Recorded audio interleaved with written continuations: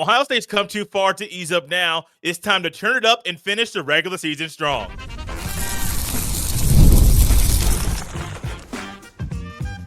You are Locked On Buckeyes, your daily podcast on the Ohio State Buckeyes. Part of the Locked On Podcast Network, your team every day. Welcome in, Buckeye fans, to your Monday edition of Locked On Buckeyes, which is your daily Ohio State podcast, part of the Locked On Podcast Network, your team every day. I'm your host, Jay Stevens, veteran sports talk host, delivering passionate coverage about your Buckeyes. And today's episode is brought to you by Game Time. Download the Game Time app, create an account, and use code LOCKEDONCollege for $20 off your first purchase. During today's show, we will discuss why the best of Ryan Day is yet to come, as well as a phrase that must define the Buckeyes in the final 5 games of the regular season. But first, the Buckeyes have been dominant all season. There's been no doubt at all that they are clearly the best team in the country. And while they have done a lot of great things and the defense is putting up some historic numbers, the defense nor the team can lean on what has happened the first 7 games of the regular season down the home stretch. It'd be easy to, almost human nature, to say, oh, man, we've been good. We started off hot. People talking about us in some historic ways. People are saying we are almost having a team that's a lock to play in the Big Ten title and maybe even a lock to win it. If you feed into and lean into those statements, it can cause you to get a little complacent. It can cause you to even not play your best in games where you are clearly the more talented team. And you can end up having a letdown game. You could have a loss. And nobody here watching this show thinks down the final 5 games of the Buckeyes regular season that Ohio State is not the best team on the field. Maybe Michigan fans may say Michigan is better than Ohio State. But let's be real. I think everybody knows that the more talented team, once again, is the Buckeyes. But one thing to know, that when we're thinking about Ohio State right now, down the final 5 games of the regular season, looking at the past is great. It's a story about what has happened so far. It is not the full story about what is going to happen this year, and the Buckeyes can't lean on that at all. They must turn it up. Just let it loose. Play the kind of football they must play to finish strong and cement their spot in the Big Ten title game, because that's what's on the line right now. That's what's at stake. Not just having an undefeated regular season, not just winning all the games you're supposed to win in the ways you're supposed to win them, but also being able to accomplish all 3 of your goals for the very first time since 2014. Because if you look at last year, yes, Ohio State won the national championship. The Buckeyes didn't beat Michigan, and they didn't win the Big Ten title. But Ryan Day is very open about what the Buckeyes' goals are in every single year. And the first goal is always game number 12, to beat Michigan. Then it's win the Big Ten title. Then it is to win the national championship. And since 2014, since Ohio State has accomplished and checked off all the boxes next to those goals, that's added motivation and added fuel for not only Ryan Day, but for every single player to go out there and to do what the Buckeyes are supposed to do, which is win every game. You play to win the game. What was that, a Herm Edwards line? And we say that now. We see the video. Some of us may laugh, but it's real. You play to win the game. And Ohio State's playing to win the game. I think they can play better. Offensively, I know they can play better. Defensively, I know they can play better. Special teams, there are things on the special team side of the ball that Ohio State is not doing at a consistent level, so I know they can play better. So as great as Ohio State has played this year, they have a level to go to that I don't believe anybody in the country can touch.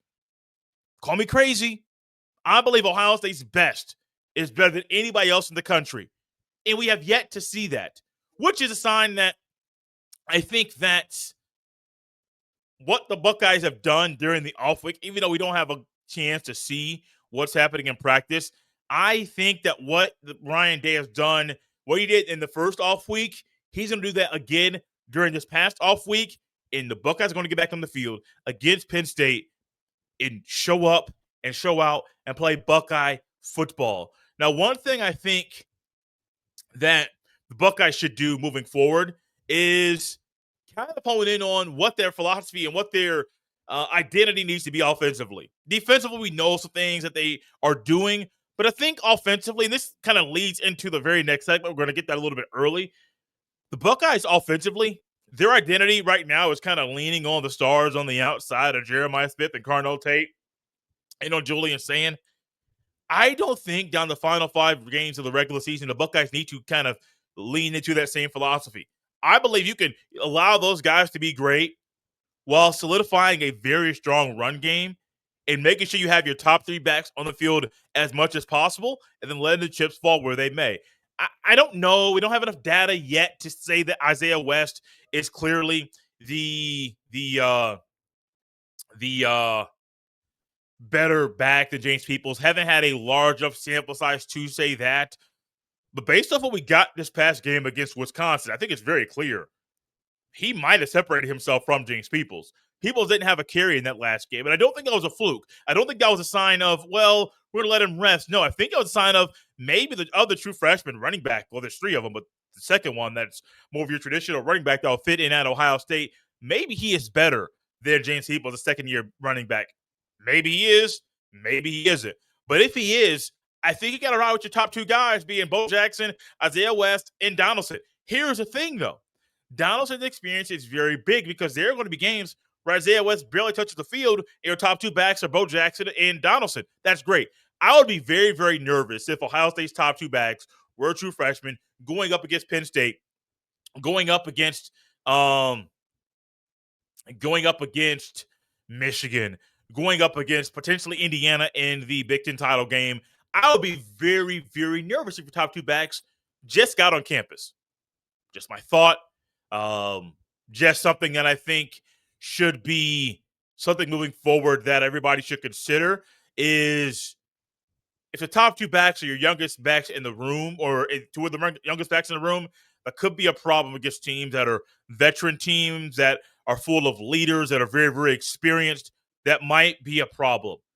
But I don't think Ryan Day is going to allow that to happen, nor do I think Carlos Lachlan is going to put those guys out there in a scenario where they could be unsuccessful. I think you need to move forward with finding a way to get a balanced running game so that down the home stretch in games against Penn State, Purdue, UCLA, Rutgers, and Michigan, that in every single game, it's not Julius Sand just being efficient. No, it's Julius Sand being stupid efficient, stupid accurate, getting the ball to his playmakers on the outside, but also allowing the guys in the backfield, matter if it's Peoples, Donaldson, Jackson, or West, to get loose as much as possible. So I think the off week is going to be good for the run game. Remember not a couple years ago, last year, the off week after the Oregon loss was very big for the defense. I think this is going to be very big for the offense. And in the very next segment, I want to dive deeper into that, but I do think Ryan Day's mindset right now is a one you want to have. You want Ryan Day to make sure that you're doing what's needed for the team to push all the right buttons, to turn it up, go into another gear. And then you go in the Big Ten title game. Maybe there's another gear for that. And then you get to the postseason for all of college football, fighting to win a college football playoff national championship. Then you tap into another gear once again. I think for this team, they can look back and say, yeah, we've done a lot of great things. But we're not going to lean on those past successes down the home stretch of the regular season because the Buckeyes want to cement their spot in the Big Ten title game. And if they turn it up just a little bit, well, just turn it up a lot, they're going to definitely do that and maybe put some fear in people's eyes once they are cementing their spot in the Big Ten title game. Speaking of cementing their spot in the Big Ten title game, there is a phrase that must define the Buckeyes down the home stretch of the regular season, so the Buckeyes accomplish that goal. This episode is brought to you by Game Time. Guys, college football is back, and I couldn't be more excited. The tailgates, the rivalries, the energy in the stands, they're just nothing like it. But let's be real. Actually getting tickets can feel like more of a battle than the game itself. Endless queues, hidden fees, prices jumping at checkout. That's why I use Game Time, the app that gives the advantage back to fans. It's the easiest way to score last-minute tickets at the best prices with no surprise fees. What you see is what you pay. I put up Game Time, and in just a couple of taps, I saw amazing deals. I'm talking about your favorite college football games as low as $25. The app made it super simple. I could even see the exact view from my seat before buying. I love zone deals too. Pick the section, Game Time picks the seats, and you save big. Honestly, it's faster, cheaper, and less stressful than any other way I've bought tickets. So take the guesswork out of buying college football tickets with Game Time. Download the Game Time app, create an account, and use code LOCKEDONCollege for $20 off your first purchase. Terms apply again. That's promo code LOCKEDONCOLLEGE for $20 off. Swipe, tap, ticket, go. Download Game Time today. Thank you all for tapping in Locked on Buckeyes and making this show your first listen of the day. So this show is being recorded before the latest AP poll comes out, or the new AP poll comes out. So we're not going to be reacting in real time to where Ohio State is in the rankings. I'm not sure currently if they are number 2 or number 1 in the country. I'd be shocked if they are number 1. I'll cement that part right now. But we'll see what happens when the pollsters put their minds together. I know the pollsters don't normally do the best job of ranking the teams in college football. Once again, I'll pound the table for the Washington Huskies. They just smacked Illinois. They should have been ranked before that win, but now being at maybe they're 6-2, they should be definitely ranked right now. Speaking of being ranked and what the Buckeyes should do and the pollsters should, think of what the pollsters should do. I think Ohio State has a mission. They have a phrase that should define them down the home stretch of the regular season. The AP pollsters could kind of buy into this as well. The Buckeyes down the final stretch, final 5 games. There are some cupcake games. There are some games that Ohio State is going to feel some more adversity than maybe they thought they were going to before the season started. But no matter what game they're playing, the Buckeyes must adapt and dominate. Seems like a simple phrase, something that maybe I put together before putting together the show, or maybe I had in my mind before the regular season started. No one really knows, but that phrase, no matter when I put it together, that is something that must define the Buckeyes down the home stretch of the regular season. They've done a great job so far of adapting and dominating, but I think there's some things internally, not just adapting and dominating your opponent. I think it's some things that you must do internally to make sure you dominate in the ways that you're supposed to. Now, sometimes winning a game is great. Not sometimes. Every game, every win is great. But around here, you can win a game and feel like that didn't really feel right. They didn't give me the feeling I thought we were going to have after an Ohio State win. So I think for adapt to dominate, it's more of an internal thing, not looking across the field at the team you're about to play. Offensively, once again, I don't think a lot of the adapting and dominating is, in the big picture, is all about the defense. I mean, there's things we can nitpick and say are wrong with the defense. We're going to, but I don't really think it's a defensive conversation. We had this conversation with my guy, Jeff, up recently, and I'm going to kind of dive deeper into it. I truly think there needs to be a shift in philosophy and being able to get to a rhythm early with offensive play calling. Because, baby, if that thing is rolling like it's supposed to, that's the way to adapt and dominate. Punt return. I know I was listening to the broadcast when it was on CBS, when Gary Danielson kept saying, well, Brandon Ennis is an aggressive punt returner. I'm thinking maybe he is in moments, but overall, I would never say Brandon Ennis is an aggressive punt returner. Never in my life have I thought he is that consistently at Ohio State. Maybe previously, but I know what I think he can be, but what he has shown me is he's not the best guy to return punts. He wasn't before the season, and he definitely isn't now. I wouldn't be mad if you put Jeremiah Smith back there, because what is Jeremiah Smith? He's the most explosive weapon Ohio State has on offense. That's not a knock on Carnell Tate or Bo Jackson or anybody else on the offensive side of the ball. It is clearly that Jeremiah Smith is that dude, and sometimes you got to put that dude back there to get the ball rolling in the punt return game, kick return game. Put somebody else back there. Caleb Downs, Bryson Rogers, whoever the case is, whoever it is. Put somebody back there that will allow you to adapt to what's happened previously, adapt to what you want the thing to look like in the future, and then so you could dominate that part of the game. Because I think the Buckeyes in the return game should dominate every opponent. And I don't care if you're playing Michigan every week.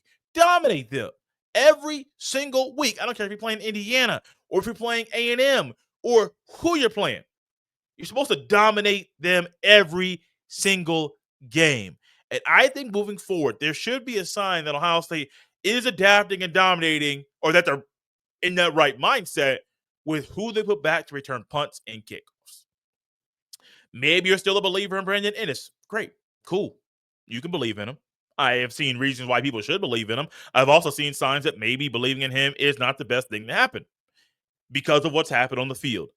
There have been glimpses of Brandon Ennis being a phenomenal punt returner. There have also been signs of, why'd you catch that? Why'd you let it hit the ground? Why aren't you more decisive in your movements? Why are you being a little passive once the ball is in your hands? These are things that have happened. There have also been times that Brandon Ennis says, gotten the ball in, gotten after it, baby. And you could tell that he has the right mindset to go. That's what needs to happen. So while you're adapting and dominating, make sure you're putting somebody back there that can allow you to accomplish that goal. But also, not on the pass rush game, I told you it was a little bit about defense too. Defense has been great. I still think there's a level that they should go to. Some of it's personnel. Some of it is just unleashing and setting the dogs free. It's a term that I used, I think, when Jeff was on the show last week. But you got to find a way to get after the quarterback a little bit more. And I'm not here for, we're just going to try to let Grunkenmeyer from Penn State just kind of keep him in the pocket and let our guys in the linebacker room and secondary players just allow them to just do things at their own pace. No, no, no. Get after the quarterback. Remember a year ago when Ohio State played IU and IU came to Columbus and Cignetti did what Cignetti does. He talks up. He sounds kind of arrogant. He talks to stuff. I'm not going to lie to you. He does a lot of winning. I will agree with him in that. But in the biggest games, what happened? They lost. One thing Ohio State did in a great way a year ago was they got after the quarterback and they couldn't do anything. The Hoosiers quarterback was not able to move. Cody Simon, just man that's getting shot out of a cannon. I was trying to use a different analogy, but that just didn't flow out of my mouth like I wanted it to. Shot out of a cannon over and over and over. And I think while Arvell Reese at times is playing on the edge or kind of being a little spy, set him free. Maybe Peyton Pierce is a guy. It's to set him free. I don't know. But I've noticed that the pass rush has gotten better at times, but it's not up to Ohio State's level. A lot of the conversation we're having today about adapting and dominating is not just about what's happened previously. It's about matching the standard that's been set at Ohio State. The standard is a standard, and it's not going to change it. I don't care who you're playing. The standard needs to remain the same no matter what. And so if I am Ryan Day and I'm finding that things aren't up to Ohio State standard, it's not trying to match the standard that Ryan Day has already put together for this current Buckeyes team. It's trying to match the standard that's been set for the program for decades and decades and decades. You can look back over time and look at Ohio State and think about, well, the Buckeyes have had this great pass rusher, had another great pass rusher, had another great pass rusher, had another one here, had another one there. Okay, well, do they have a great pass rusher with this team? They can, but it's not to the level that we think it should be. So change it. Adapting and dominating is what national championship level teams do. While you're contending to separate yourself from the pretenders and the contenders, you must continue to adapt. That's one thing the defense has done so well this year is that no matter who they're playing, their game plan is very specific for that team, and the players are all bought into that specific game plan. Matt Patricia does a great job of relaying the game plan for every single player in the room so they can grasp it, understand it, and go out there and play fast and free. And so while that has been a great thing, a great tool that they have utilized this year, continue to do it. Continue to make sure that everything you're doing is allowing you to adapt and dominate every single opponent. So if I am Ryan Day or if I am Matt Patricia or James Leonidas or whoever, you are putting the tools in front of every single player so they can adapt and dominate and play fast and free. Same goes for offense. I mean, there have been times, and I didn't even hit on this yet. I'm going to say it and save it for the very next segment. But there have been times where you can tell they're playing good football, but they're not playing Buckeye football, and they are even getting in their own way, and they are part of the reason that they are not adapting and dominating the way that they're supposed to. Make sure it happens every single time the Buckeyes are on the field. The Buckeyes are in a great spot right now with the adapt and dominate mindset. You adapt to your opponent and you will dominate them, but you could dominate in an even bigger way than you have already this season. The Buckeyes are in a great spot. They're undefeated. And they're in a great spot because they have the players and the tools to tap into another level down the home stretch of the regular season. Speaking of what can happen on the home stretch of the regular season, I believe there is a big moment for Ryan Day coming up very, very soon, which ties into why the best is yet to come for the Buckeyes head coach. This episode is brought to you by FanDuel. The NBA is back, and there's no better place to get in on the action than FanDuel, the official sports betting partner of the NBA. Even if you missed the start of the game or want to ride the hot hand, FanDuel has live bets on everything from who will score next to fourth quarter comebacks. Plus, you could even combine your live bets into a same game parlay for a shot at a bigger payout. It keeps every game exciting, especially when your team's making that late push. Right now, FanDuel is giving new customers $300 in bonus bets when your first $5 bet wins. Once again, y'all, this is so good, I got to say it again. Right now, FanDuel is giving new customers $300 in bonus bets when your first $5 bet wins. So head to FanDuel.com to sign up and play your game with FanDuel, the official sports betting partner of the NBA. Thank you for tapping in Locked On Buckeyes and making this show your first listen of the day. A quick programming note. Just want to remind everyone to go back and check out our reaction show to Diebler's boys hitting the hardwood in an exhibition game against the Ohio Bobcats on Sunday afternoon. It was great to see the boys back on the court. Bruce Thornton, John Mobley Jr., and others, along with some transfers, are going to be very pivotal for the Buckeye basketball team to accomplish their goal, one of their goals this year, which is to make the NCAA tournament. Speaking of goals, Ryan Day is a coach, and I'm sure as a human, he sets goals every single year, things he wants to do internally as a coach and as a person, but also things he wants to do as a coach leading a football team. And Ryan Day has done a lot of great things. He's in the discussion with some big historic names, one of them being Newt Rockne for the success he has had during his time being a head coach in college football. And that reminds me about a sign of Ryan Day, some things we have seen this year that I think lets everyone know that the best is yet to come for Ryan Day, and Ohio State's head football coach. And I want to say, Jay, he's done a lot of great things. He's already been to 2 national championships. He's won one. He's won a couple Big Ten titles. Isn't that good? Yes, it's great, actually. That's really, really great. But he has not won back-to-back games against Michigan. He hasn't even beat Michigan twice. He hasn't done a lot of the things where you are just running the conference. He did for a couple of years.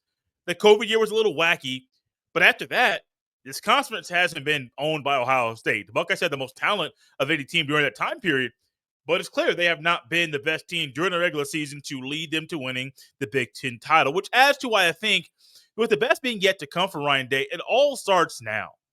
You don't have to wait until the Buckeyes play Michigan or until senior day of this year to say, oh no, this is going to be the best of Ryan Day now. No, it starts now.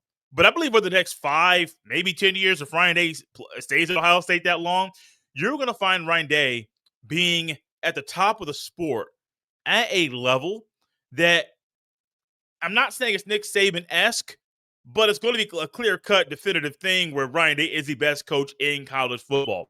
If you think about the sport right now, Kirby Smart up there being one of the better coaches in the sport. Dabo Swinney might be trending downward, but there was a time he was a top 3 coach in the sport.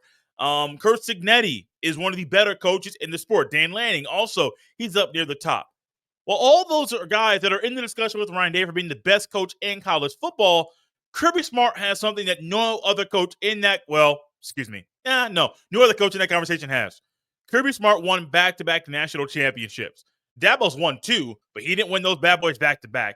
Kirby won back-to-back, and I think in that third year, it was a legitimate conversation to have that maybe he was going to win 3 in a row. Now, it didn't happen. I believe he won in 2021 and 2022. The Wolverines won in 23, Buckeyes in 24. Buckeyes look like a team that should be able to win in 25, and that's because of Ryan Day's leadership.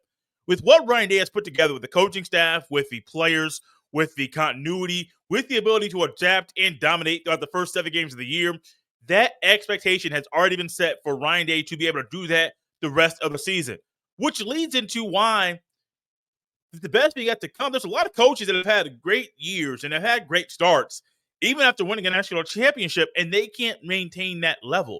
They can't even maintain their mental state during that time period because it's very, very difficult.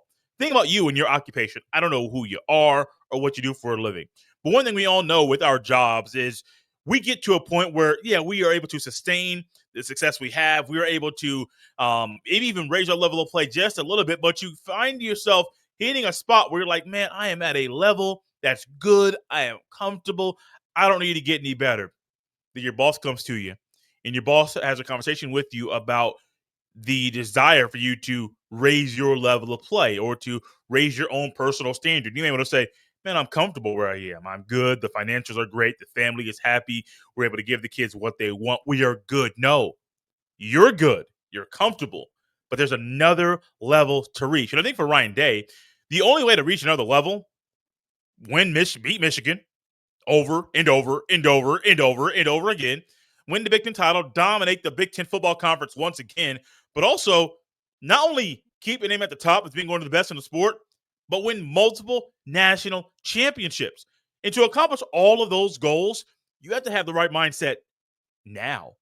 Now, some of these are things that are going to happen over the next 3 to 5 to 10 years, but there are things that can happen now that can help set you up for success during this season to help you better prepare for the game against Michigan, to help you better prepare for a chance to play and just cement your spot in the Big Ten title, for a chance to make some more noise in the college football playoff. Ryan Day must realize what's happened so far. Same with the players. This same conversation we had with the team about the team earlier about having the right mindset, not leaning on the success of the earlier, not leaning on the success the team had early in the year. That ties into Ryan Day too. Ties into every coach, every person that's a part of the support staff, everybody that's a part of this football program.